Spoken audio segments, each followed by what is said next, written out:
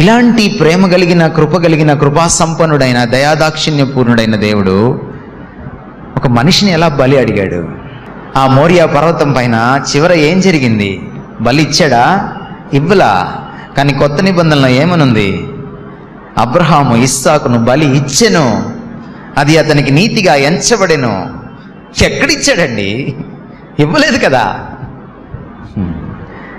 దేవుడు కోరింది ఆ మనిషి ఇస్సాకుని కాదు, అబ్రహాము గుండెల్లో తిష్ట వేసుకున్న విగ్రహమైన ఇస్సాకుని. ఆ ఇస్సాకుని కోరాడు. అందుకని అబ్రహాముకి చివరి క్షణం వరకు ఆ విషయం చెప్పలేదు దేవుడు. అన్ని కట్టెలన్నీ పేర్చేశాడు. కొడుకును పైకి తీసుకెళ్ళాడు.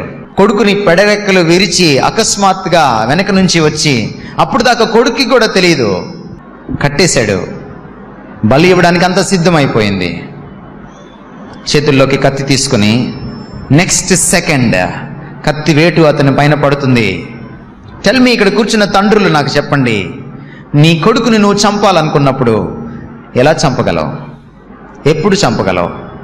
ఒక తండ్రి తన గుండెల్లో తన కొడుకుని చంపుకున్న తర్వాతనే బయట తన కొడుకుని చంపుకుంటాడు.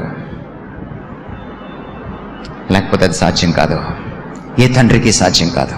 అబ్రహాం అనుకున్నాడు మనసులో, ఇంక నాకు లేడు ఐజాక్ ఇక నాకు లేడు, నా కొడుకు నాకు లేడు, చచ్చిపోయాడు. హృదయంలో చంపుకున్న తర్వాత కళ్ళు మూసుకొని కత్తెత్తాడు. నెక్స్ట్ సెకండ్ వేటు అతని మీద పడుతుంది. అప్పటిదాకా దేవుడు మాట్లాడలేదు. And that last but 1 second God stopped Abraham. నాకు కావాల్సింది ఈ బలి కాదు అబ్రహాం, అది ఒక గొర్రె పిల్ల ఆ పొదలో ఉంది, తెచ్చుకోపో. Not this. ఏం సాధించాడు దేవుడు? అబ్రహాము గుండెల్లో తిష్ట వేసుకున్న ఐజాక్ని చంపడం. అది దేవుడి లక్ష్యం.